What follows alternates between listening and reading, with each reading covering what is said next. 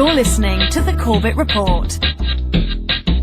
CorbettReport.com. Welcome, my friends. Welcome to another edition of The Corbett Report. I am your host, James Corbett, podcasting to you, as always, from the sunny climes of Western Japan on this 30th day of January, 2011. I'd like to welcome all of the listeners back to The Corbett Report and invite all of you, as always, to check into my website, CorbettReport.com, where you can find previous episodes of this podcast, as well as articles, interviews, and videos created and conducted by myself, and links to websites that support, maintain, broadcast, syndicate, or otherwise give help to The Corbett Report.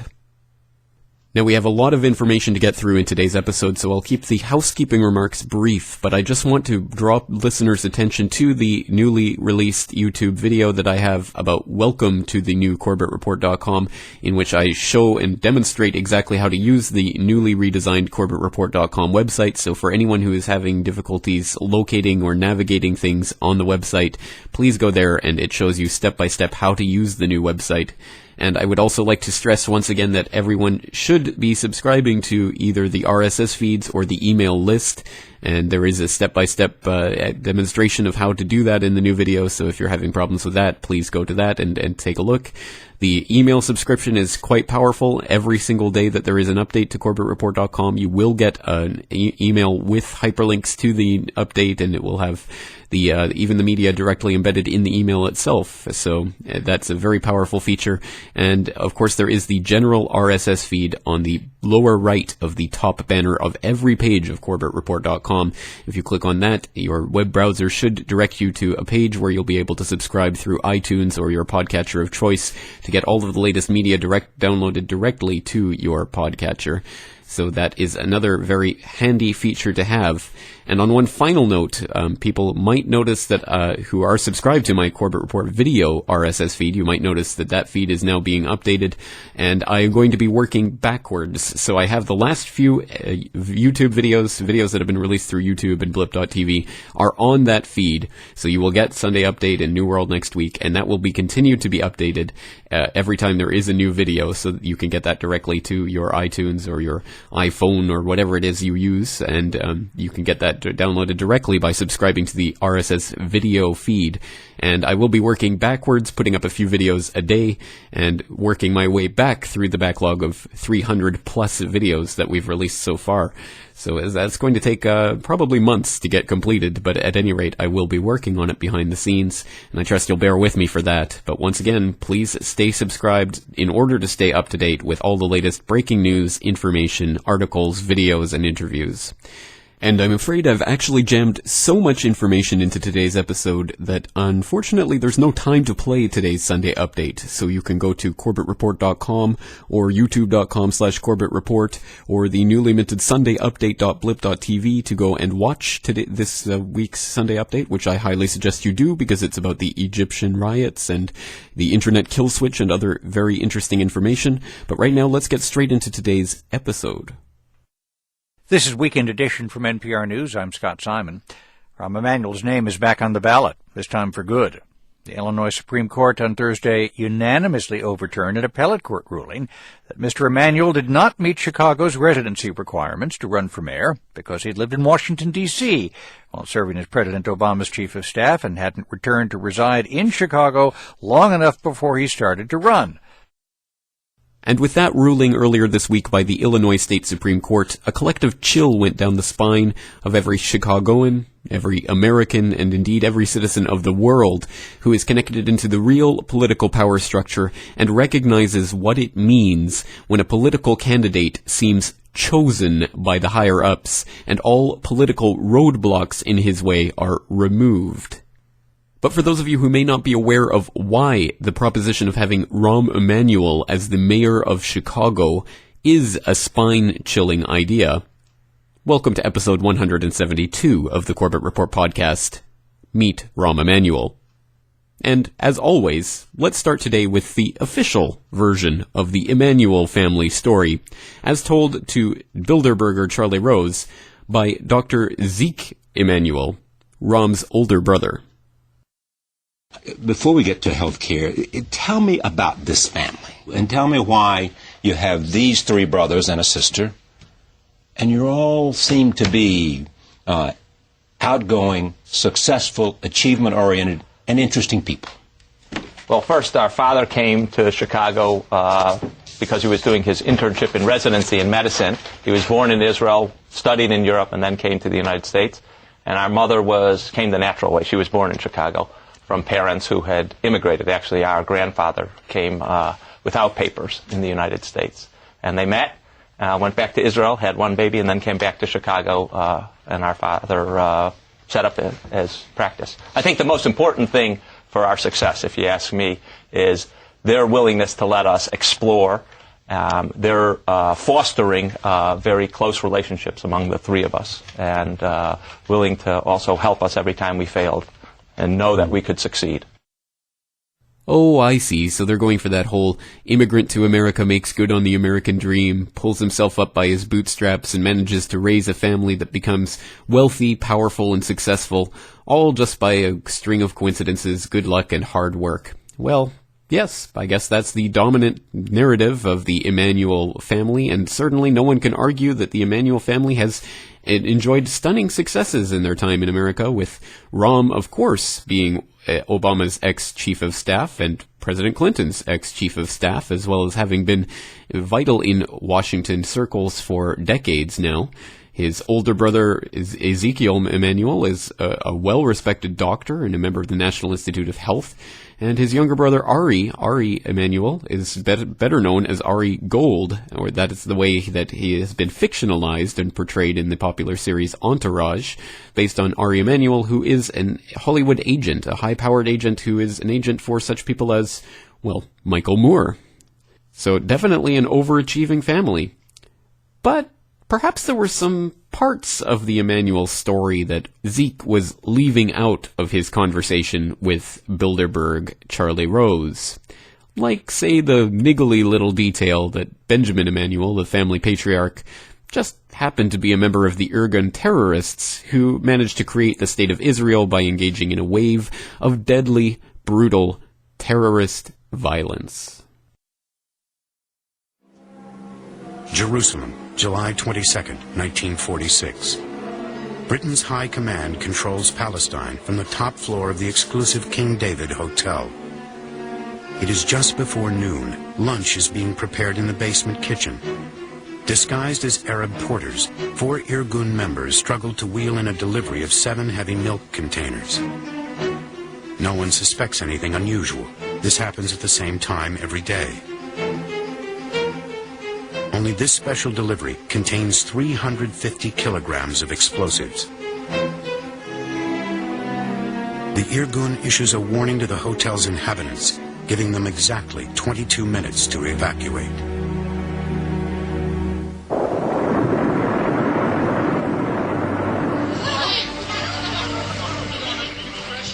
In just a few seconds, a wing of the King David comes crashing down.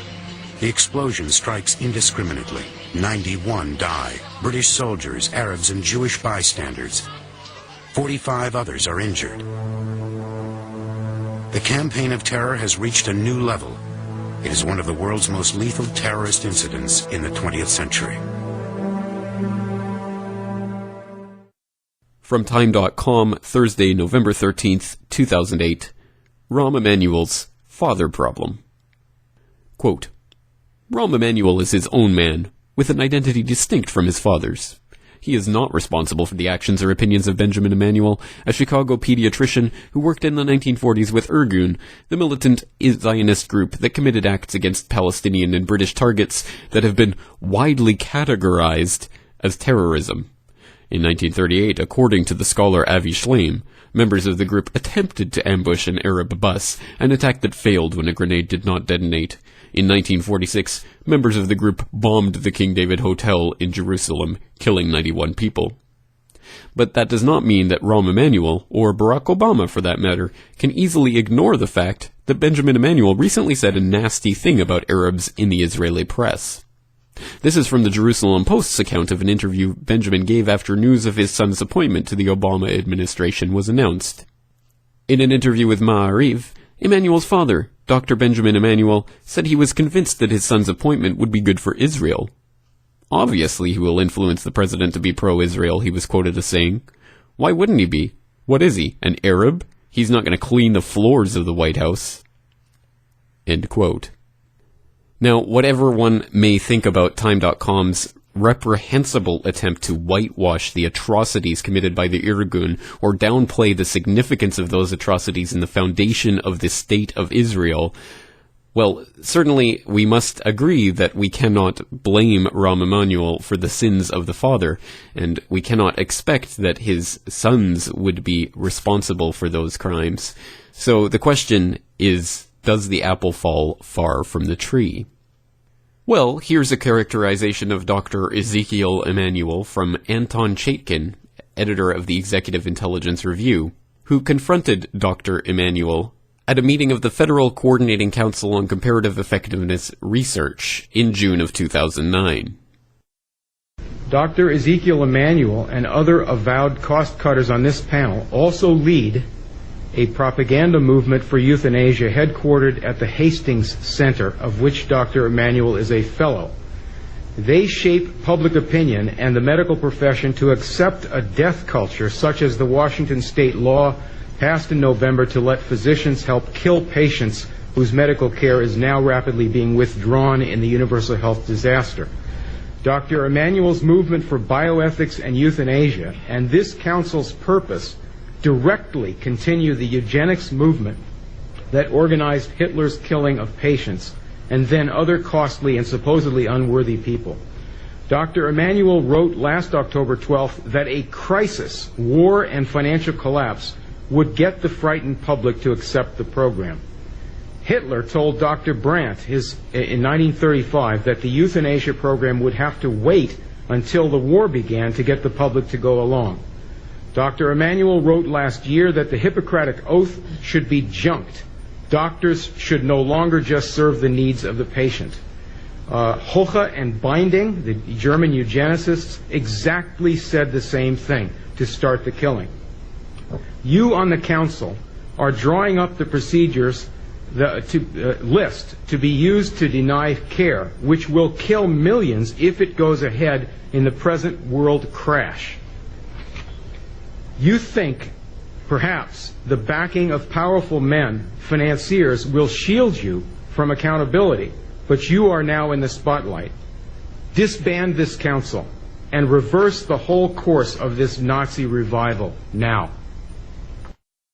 And here is Ari Emanuel, portrayed as Ari Gold, on the hit TV series Entourage, followed by a clip of Jeremy Piven, the actor who plays Ari Gold, commenting on what Ari Emanuel thinks of the Ari Gold character.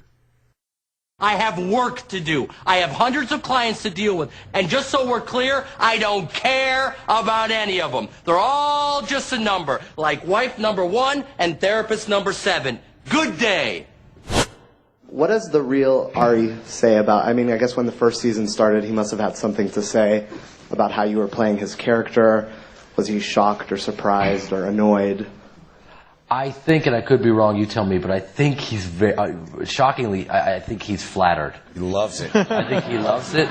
Apparently, he is using our quotes in his daily life,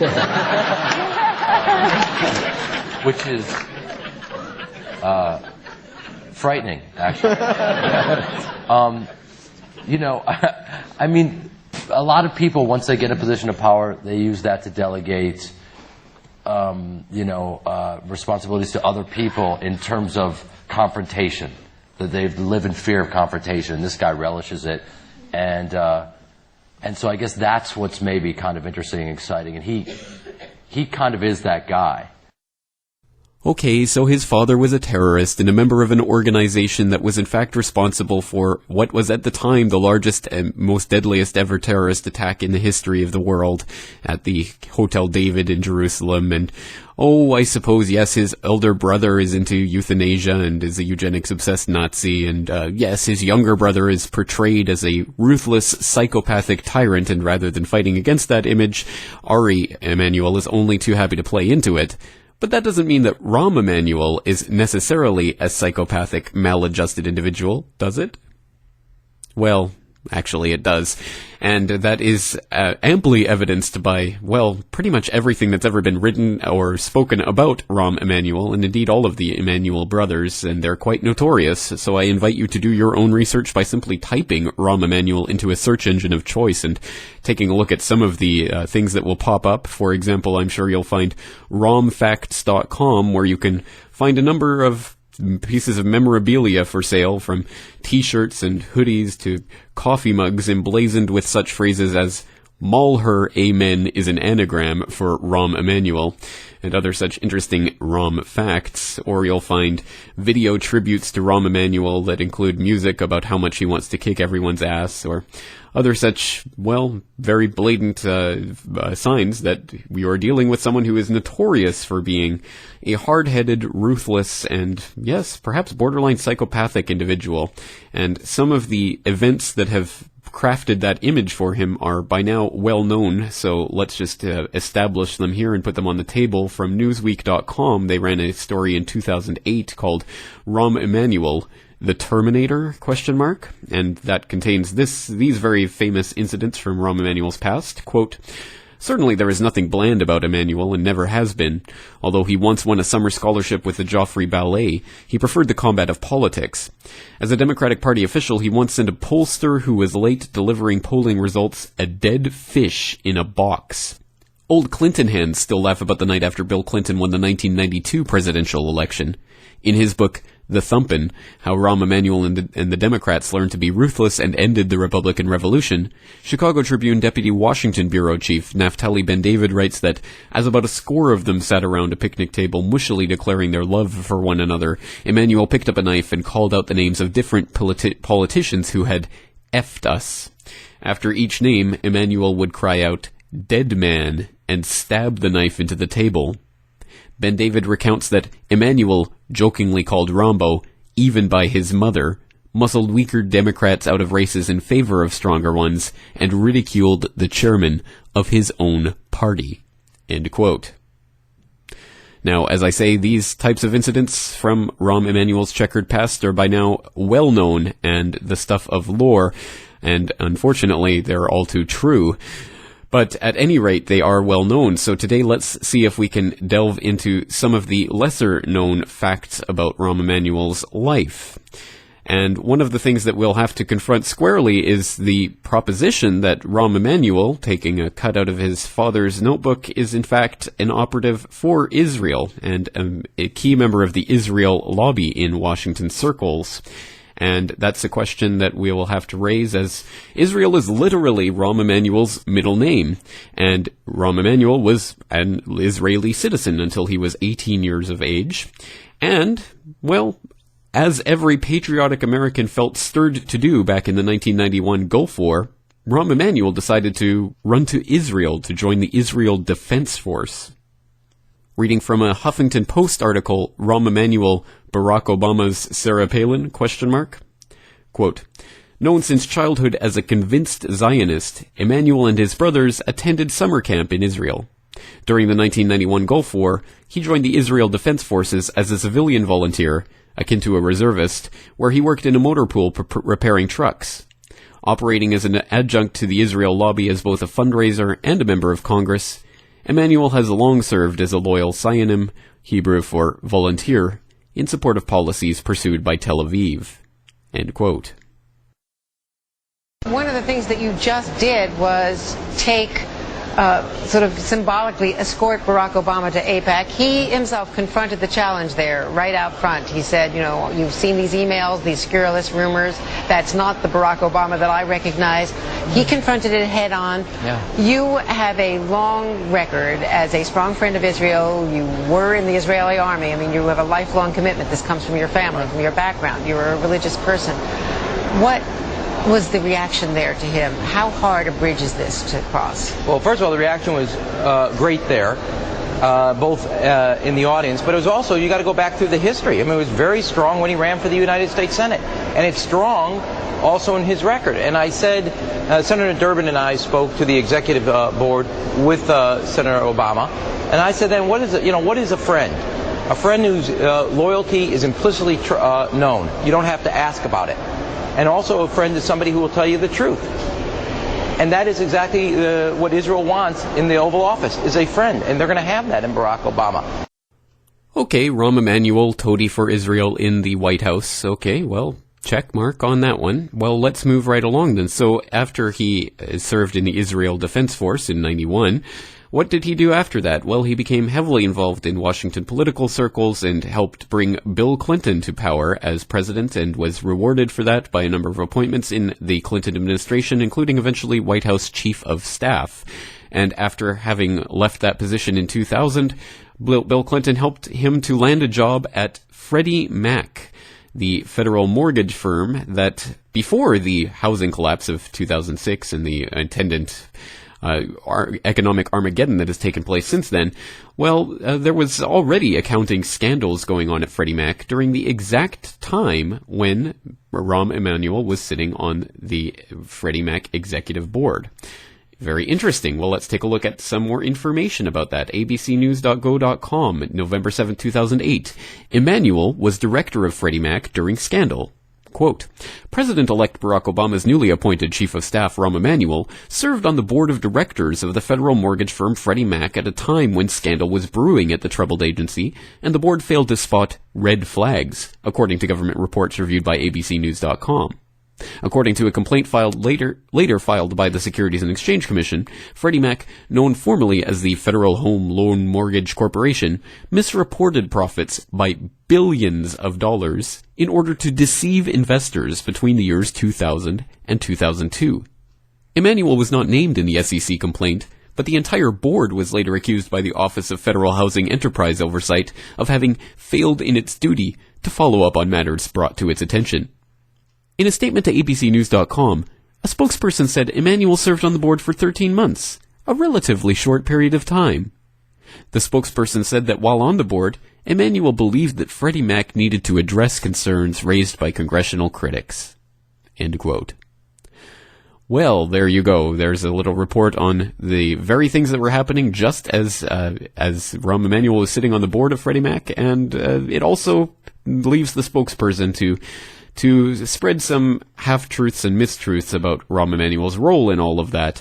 Well, let's seek some more clarification on that point, and we'll switch over to the blogs section of ChicagoTribune.com for an article from January 10th, 2011, from the archives, Rahm Emanuel, Freddie Mac, and the Big Bucks Years. Quote, before its portfolio of bad loans helped trigger the current housing crisis, mortgage giant Freddie Mac was the focus of a major accounting scandal that led to a management shakeup, huge fines, and scalding condemnation of passive directors by a top federal regulator. One of those allegedly asleep at the switch board members was Chicago's Rahm Emanuel, now Chief of Staff to President Barack Obama, who made at least $320,000 for a 14-month stint at Freddie Mac that required little effort.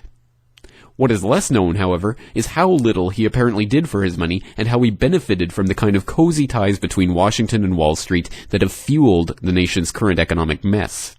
The board met no more than 6 times a year. Unlike most fellow directors, Emanuel was not assigned to any of the board's working committees, according to company proxy statements. Immediately upon joining the board, Emanuel and other new directors qualified for $380,000 in stock and options, plus a $20,000 annual fee, records indicate. On Emanuel's watch, the board was told by executives of a plan to use accounting tricks to mislead shareholders about outsized profits the government-chartered firm was then reaping from risky investments. The goal was to push earnings onto the books in future years, ensuring that Freddie Mac would appear profitable on paper for years to come, and helping maximize annual bonuses for company brass. End quote. Well, I'll leave it to you to go look more into the Freddie Mac scandal and Rahm Emanuel's role within it. But suffice it to say, he was leading a relatively cushy life in the 14 months between the time that he finished in the White House, the Clinton White House, and the time that he took up his own political career as a congressman in Illinois. And that's where we'll pick up the real, I suppose, meat and potatoes of this episode, because We can talk all we want about Emanuel's family relations or his supposed ties to foreign nations, or we can talk about various things, shady business dealings in his past. But the point for someone so heavily involved in Washington political circles and someone who is now threatening to become mayor of Chicago is, well, what does he advocate? And do the policies that he advocate indicate a step in the wrong direction? That is, a step towards tyranny and away from liberty. Well, let's turn to a speech that he gave at the Brady Center in 2007 on the prospect of a no-fly, no-buy list. We had an election about change. People are clear about the special interest. They are tired of that gridlock the special interest caused in Washington. And I think the most simple thing we can do, and we've got to make this a number one issue as a test vote and then take it into the election, that is, if you are on the no-fly list because you are known as maybe a possible terrorist, you cannot buy a handgun in America.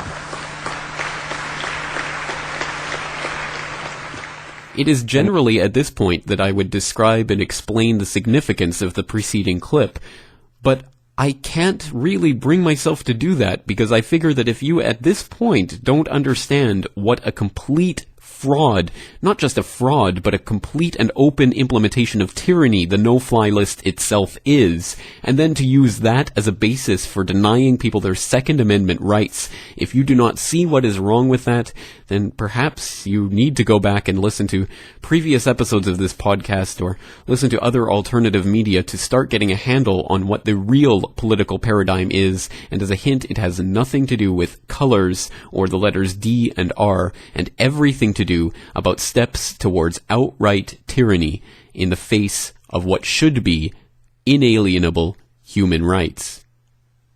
But if you would like to see that clip in particular further explained and fleshed out, then I invite you to stay tuned to my YouTube channel for the release, I hope, later this week, of an edition of my film Literature in the New World Order series that will feature and explain that clip very specifically.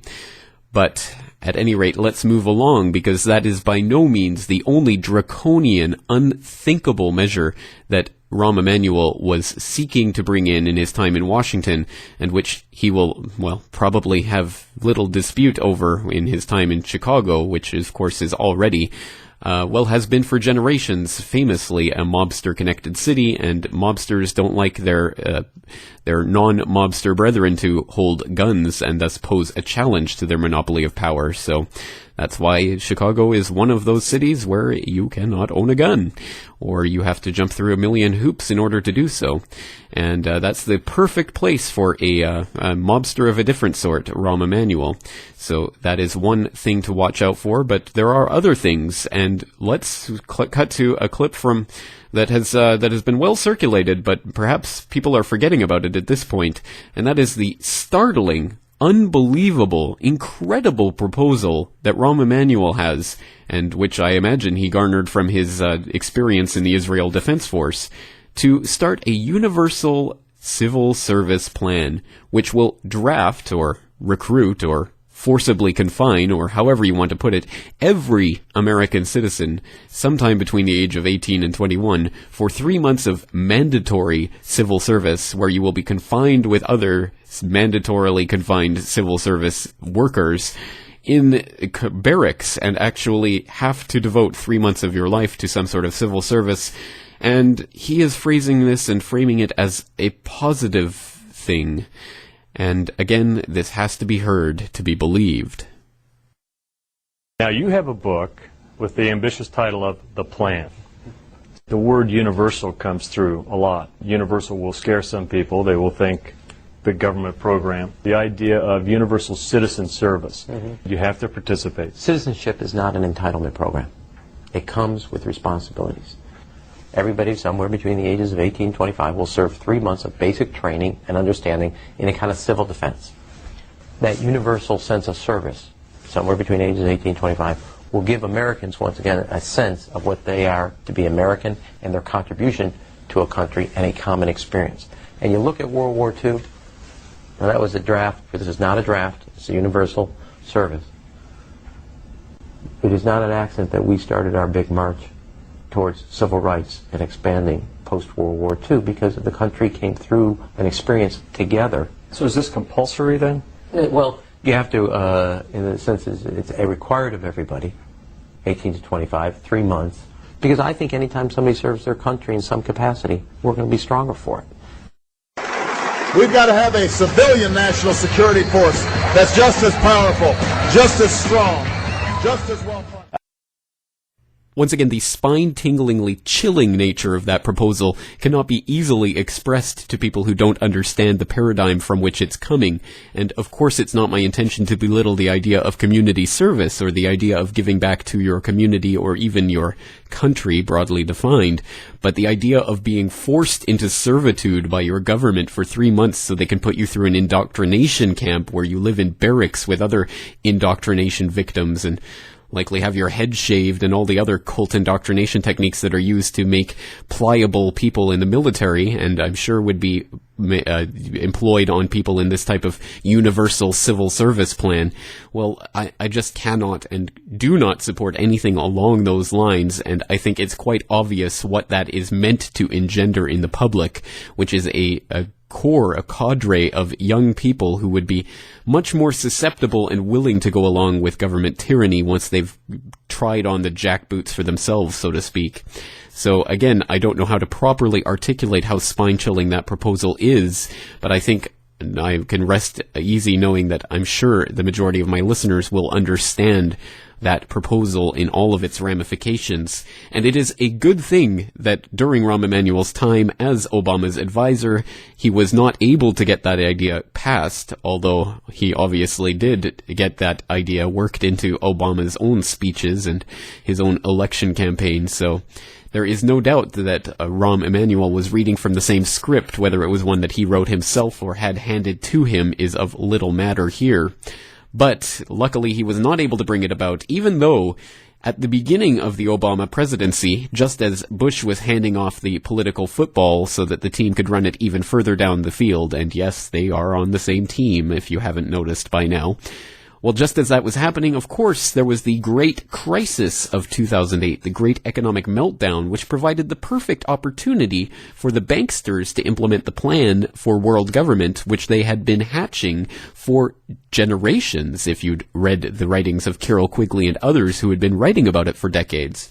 So it was no surprise that when we saw in an interview with the Wall Street Journal near the beginning of Obama's term in office that Rahm Emanuel gave a very interesting and very telling speech in which he perfectly demonstrated his absolute understanding of the principle of problem, reaction, solution.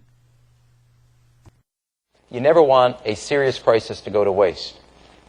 And what I mean by that, it's an opportunity to do things that you think you could not do before.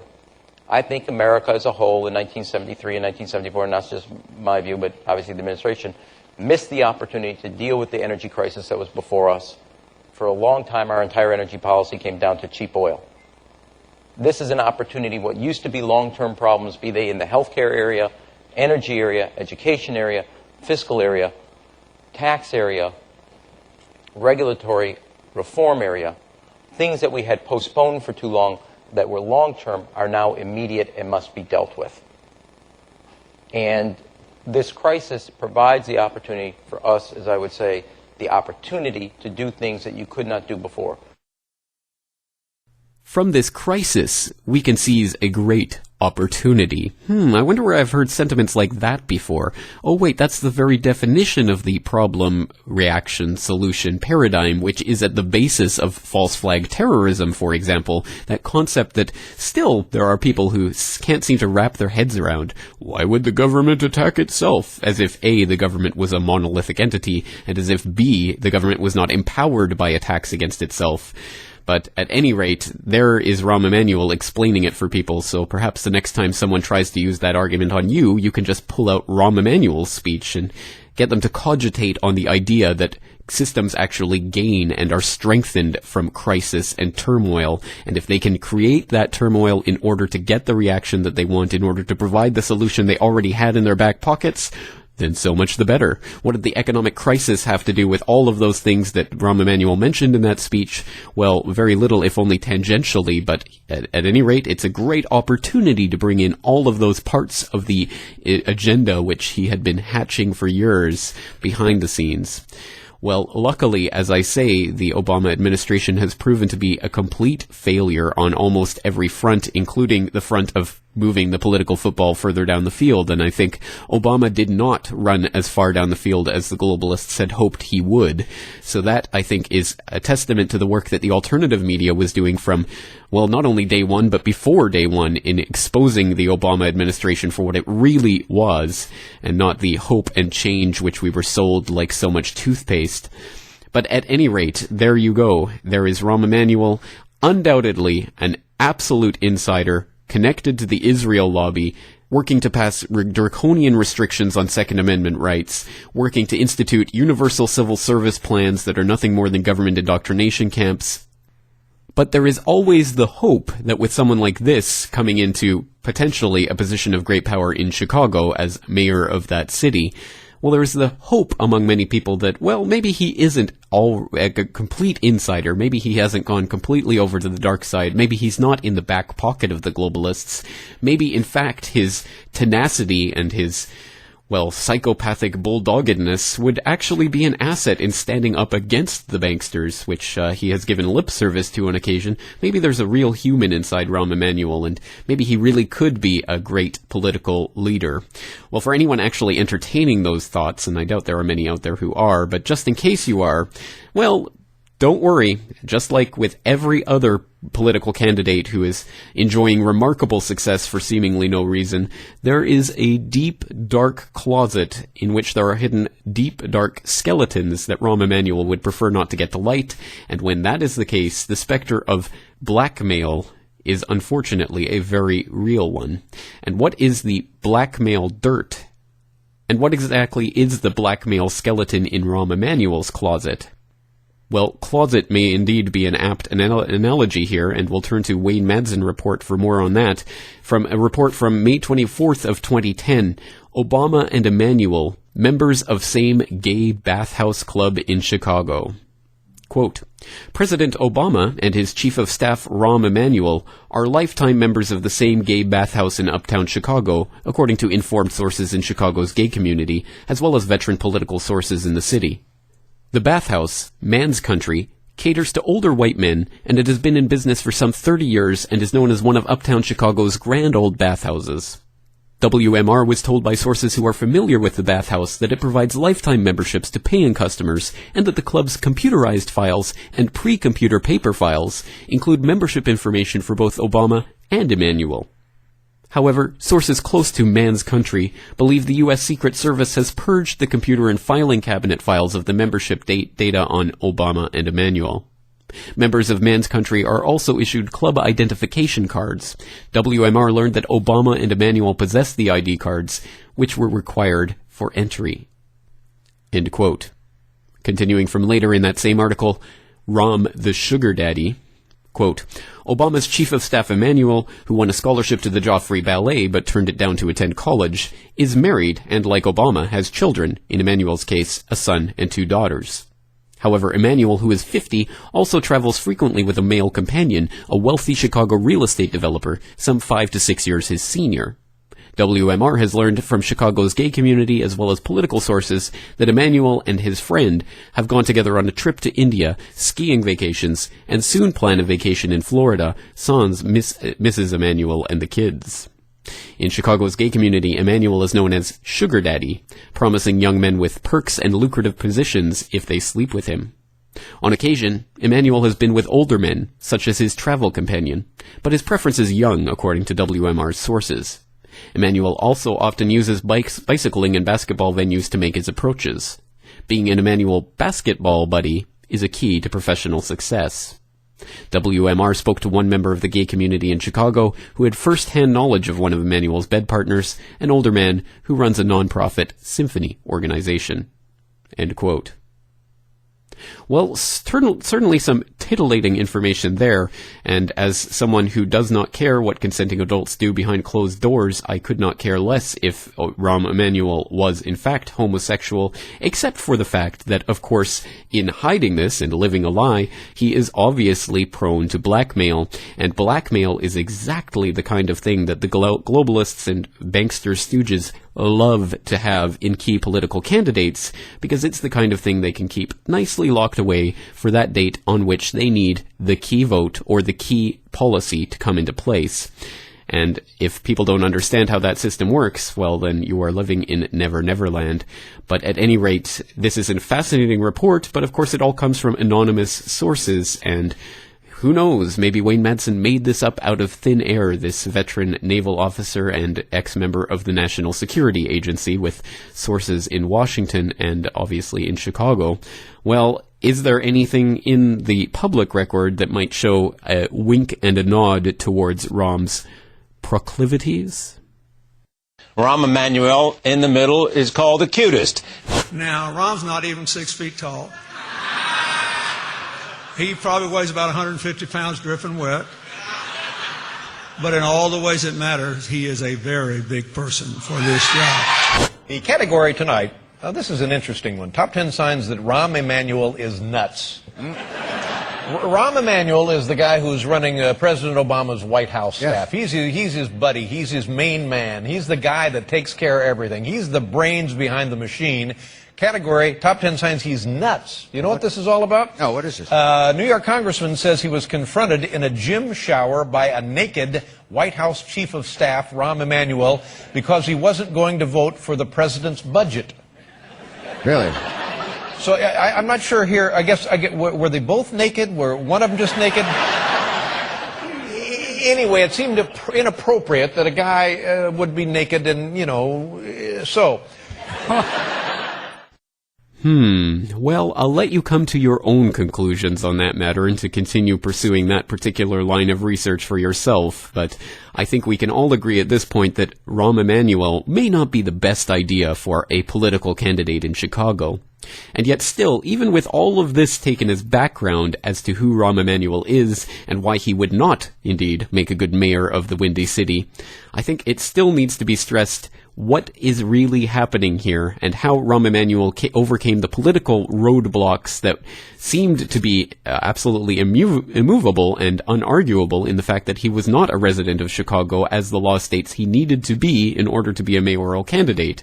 That seems pretty open and shut, so for the Supreme Court to overrule the appellate court's decision and to put his name back on the ballot at the very last minute with no other possibility of appeal, well, that seems to me like the same type of thing that we saw with the run-up towards Obama's presidency, where this man came from out of nowhere to become a first-term U.S. senator and then president of the United States in a meteoric rise to power that could only have taken place if he was already in the back pocket of the interests that were there to promote his and pave his way. So, this leads to the obvious question: what could Rahm Emanuel be being groomed for? And if he did indeed engage in the very simple and very straightforward swap that appears to have taken place with the Chicago daily political machine swapping out the daily mayoralty of Chicago for Rahm's position in the as chief of staff, and yes, a daily who is the brother of the ex-Chicago mayor did just take over Rahm Emanuel's old position, and now Rahm Emanuel is going to take over his brother's old position. I wonder if a swap was taking place behind the scenes there. Well, what is the point of this, and why is the mayor of Chicago such an important position? What could be being set up here? Well, in order to put some of these pieces together in a way that I think is personally quite spine-chilling and as good a reason as any why everyone who has any say in the matter or any vote in Chicago or knows anyone in Chicago needs to get behind any campaign other than Rahm Emanuel's to make sure that Rahm Emanuel does not achieve power in Chicago. Let's turn to a clip that was recently featured on Restore the Republic at rtr.org, where the Reality Report with Gary Franchi was talking to Wayne Madsen about Rahm Emanuel's mayoral candidacy. We've talked on the phone several times, and we've discussed our theories or on what could happen to Chicago with Emanuel as the mayor of Chicago. How dangerous could it be for the second city to have Rahm Emanuel as mayor of Chicago? Well, remember what happened when you had America's mayor, Rudy Giuliani, a very corrupt mafiosi type in New York. I mean, we had 9/11 happen. Remember that incident occurred on Election Day, and Giuliani actually tried to extend his term as mayor, like he's like Silvio Berlusconi in Italy. He tried to like just violate the city charter in New York and stay on as mayor. I mean, this is unprecedented what some of these people will try to do. So now we look at Chicago. You've got Emanuel will try to take on that mantle, because I think Emanuel's got bigger ambitions beyond mayor of Chicago. I think he's always, since he can't be Speaker of the House, he may be interested in running for President of the United States, just like Giuliani was interested in running for President of the United States. But what we might see in Chicago is Emanuel becoming the new America's mayor. And look, they control, he has access. Look at the brother, the super agent. They have all kinds of ties to the media. They can make that reality happen. All they got to do is snap their fingers. And so you got Rahm Emanuel, no longer this tough, this thuggish guy. He's America's mayor. And I would point out that the old Sears Tower is now owned by Larry Silverstein, who also, of course, had the lease on the World Trade Center. So I don't like what's coming together in this perfect storm in Chicago. I think there's a lot of things that could happen, because you've got the organized crime element with the casinos. You got Emanuel, he's dirty. His ties with Israeli intelligence and the Israeli government and the Likud party. They try to always say, oh, he's a liberal Israel. He's liberal. He doesn't like the Likud. That's a shell game people should ignore. And Silverstein owning the old Sears Tower. You put that all together, I think you got a recipe for another potential 9/11 in Chicago, one that will propel Emanuel to superstar status and possible national political office. Well, listeners to the Corbett Report, I don't think, need to be told about the nexus between Mayor Rudy Giuliani and Lucky Larry Silverstein in New York on 9/11, and won't need to be explained exactly how Rahm Emanuel as mayor of Chicago and Larry Silverstein as the new owner of the Sears Tower is as equally upsetting and worrying possibility.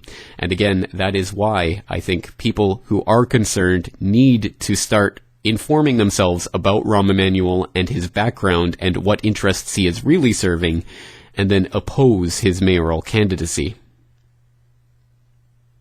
That's it for this week. I am your host, James Corbett, asking you to join me again next week for another edition of the Corbett Report. O Rahm, Emanuel, in this election mayoral that looms in our fair city here, there are some who wish you would disappear. Bleep them, says Rahm Emanuel. Those bleeping bleeps can bleeping go to hell. O run, thy son of Illinois, run. Thou art one of our own Chicago sun. From depths of Washington return to share with us the strategies you learned. Our choice, Emanuel. Our parking meters you would never sell. O Rahm, Emanuel, will you be mayor? Only time will tell. All right, listen to this. This is Elizabeth Buemiller. 10 years ago, together Emanuel Frères are a triumvirate for the 90s. All are rising stars in three of America's most high-profile and combative professions. All understand and enjoy power and know how using it behind the scenes can change the way people think, live, and die. All have been called obnoxious, arrogant, aggressive, passionate, and committed. All three get up before dawn. Is that true? Those are all our spouses.